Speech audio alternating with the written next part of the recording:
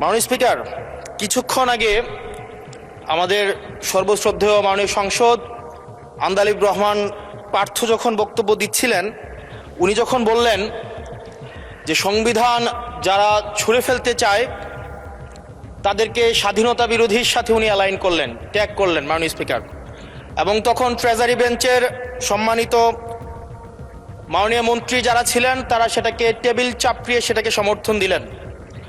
মাননীয় স্পিকার, গণতন্ত্রের জন্য যিনি আপোষহীন লড়াই করে গিয়েছেন বেগম জিয়া, উনি বলেছিলেন যেদিন জনতার সরকার প্রতিষ্ঠিত হবে, যেদিন এই পার্লামেন্ট জনতার সরকারের কাছে যাবে, এদিন এই সংবিধানকে ছুঁড়ে ফেলা হবে। ট্রেজারি বেঞ্চের যে মন্ত্রীরা ছিলেন তারা দীর্ঘদিন, তাদের সারা জীবন তারা বেগম জিয়ার সাথে রাজনীতি করেছেন। এই সংবিধান ছুঁড়ে ফেলার সাথে স্বাধীনতা যুদ্ধাপরাধীর অ্যালাইন করার যেটার হাততালি তারা দিয়েছেন, সেটির মধ্য দিয়ে বেগম জিয়াকে তারা মূলত অপমান করেছেন কিনা তারা সেটা ভেবে দেখবেন। মাননীয় স্পিকার, আমি বক্তব্য দেওয়ার জন্য অনেক কিছু রেডি করে নিয়ে এসেছিলাম। আমরা আইনমন্ত্রী বলেছেন রুশু পড়ার জন্য, তারপরে হবস পড়ার জন্য, মদিনা সনদ পড়ার জন্য পড়েছিলাম। কিন্তু আন্দালিব রহমান পার্থ সাহেব যে বক্তব্য দিয়েছেন, আমরা ক্লাস 8-9-এ যে ডিবেট করতাম সেটি রিভার্টাল দিলে 20 মিনিট সময় লাগবে। মাননীয় স্পিকার, আমি ওনার বক্তব্যের রিভার্টাল দিচ্ছি। উনি বলেছেন যে আমি কোট করছি, উনি বলেছেন ৭২-এর সংবিধানের কিছু কিছু বিষয়কে ওনারা সম্মান দিয়েছেন।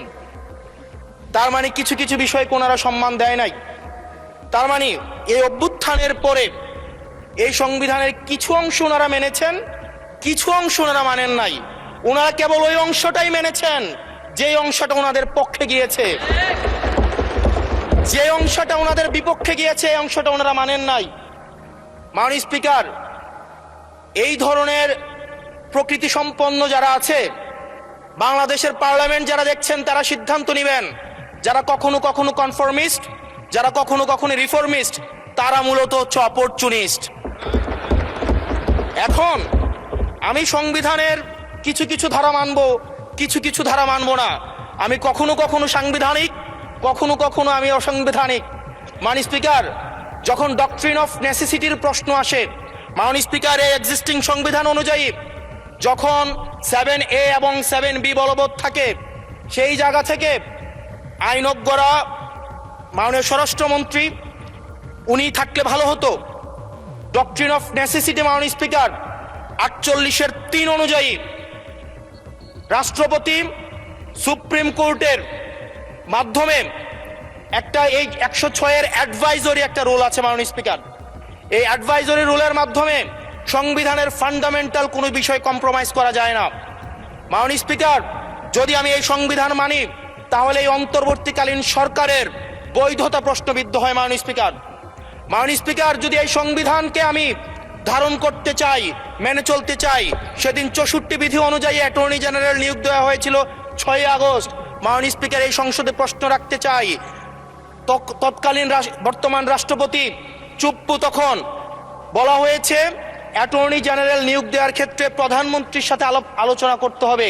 সেদিন কোন প্রধানমন্ত্রীর সাথে আলোচনা করা হয়েছিল সেটা আমাদেরকে অ্যাটর্নি জেনারেল জানাবেন।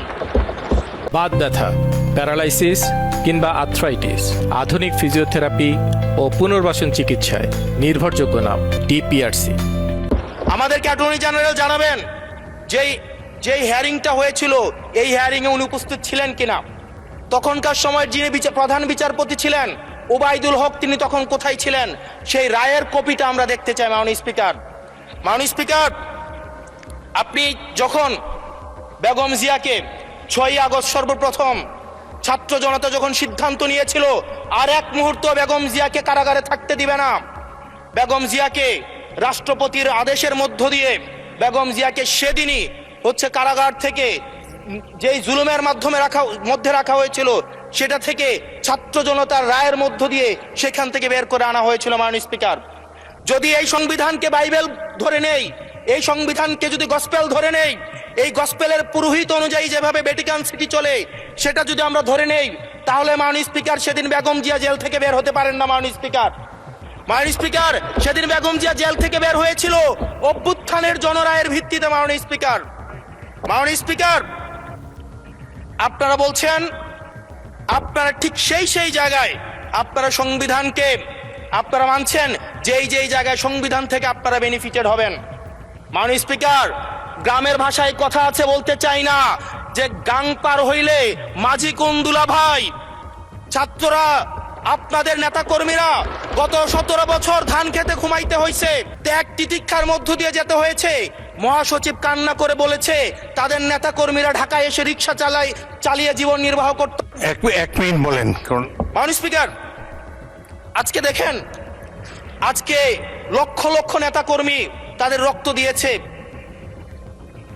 ফ্যাসিবাদ বিরোধী প্রত্যেকটি রাজনৈতিক দল, কোন রাজনৈতিক দলকে বিশেষভাবে আমি আলাদা করতে চাই না, ফ্যাসিবাদ বিরোধী প্রত্যেকটি রাজনৈতিক দলের রক্ত শ্রম ঘামের মধ্য দিয়ে এই হাসিনার পতন হয়েছে।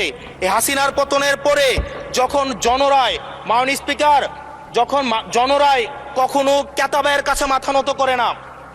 এটা ভ্যাটিকান সিটি নয় যে গসপেল অনুযায়ী হচ্ছে দেশ পরিচালিত হবে। 68% জনগণ তারা সিদ্ধান্ত জানিয়ে দিয়েছে এই সংবিধানের যেই বেসিক স্ট্রাকচারাল জায়গায় কোন জায়গাগুলোতে রিফরমেশন আনতে হবে। মাননীয় স্পিকার, আন্দালিব রহমান পার্থ সাহেব বলেছেন যে অর্ডারে নাকি হচ্ছে সংবিধান সংস্কার পরিষদের গঠনটা নাই। উনি যদি একটু পরিশ্রম করতেন, জাস্ট একটা পাতা উল্টাইতেন, একটা পাতা পরেই বলা হয়েছে সংবিধান সংস্কার পরিষদ গঠন যদি হেজযুক্ত